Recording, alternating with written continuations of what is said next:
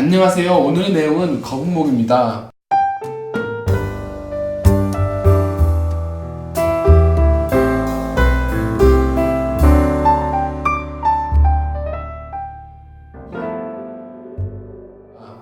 요즘 정말 많은 사람들이 거북목 또는 일자목 때문에 통증을 호소하고 있습니다. 하지만 정말 거북목 때문에 아플까요? 아닙니다. 솔직히 거북목 또는 일자목과 목 통증과의 관계는 전혀 아무런 관계가 없을 수 있습니다.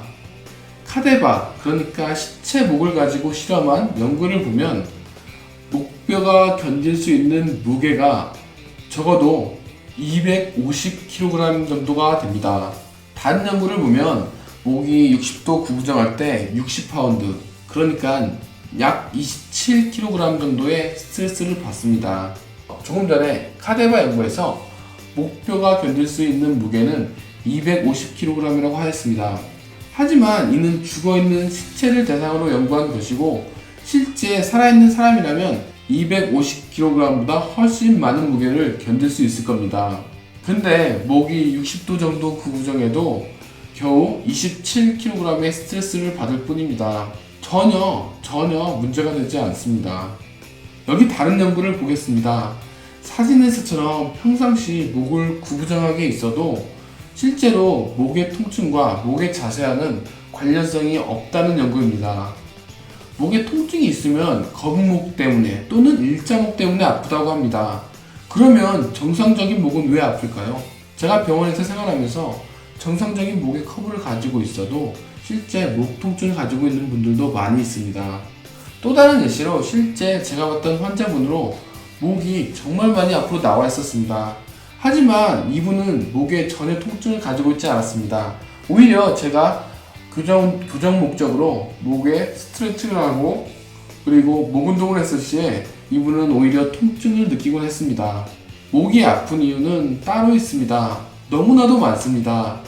단지 거북목이라고 일자목이라고 해서 목이 아프지는 않습니다. 우리 목의 자세는 우리의 습관 때문에 거북목이나 일자목이 되는 것이고 우리는 이러한 자세에 통증이 없이 너무나도 잘 적응을 하게 됩니다.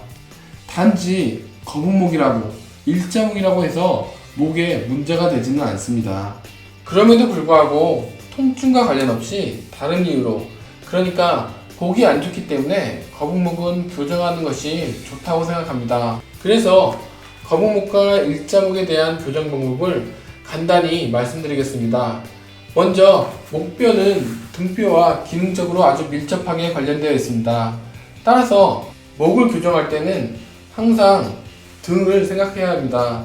거북목을 교정하는 방법으로 침턱이라는 방법이 있는데 이때 주의할 사항이 등이 구부정하게 있으면 침턱을 할 때 이 목뼈와 등뼈 사이에 안 좋은 영향을 줄 수 있습니다. 따라서 등은 항상 펴고 침턱을 하는 것이 좋고, 이를 쉽게 하기 위해서는 벽에 붙어서 턱을 당기는 침턱 운동을 하는 것이 초보자가 할 때 실수하지 않는 좋은 방법입니다.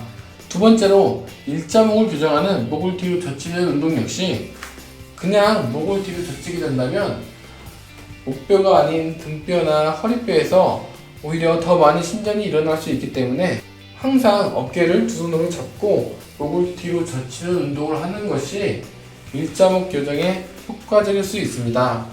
감사합니다. 영상이 도움이 되셨다면 구독, 좋아요 부탁드립니다.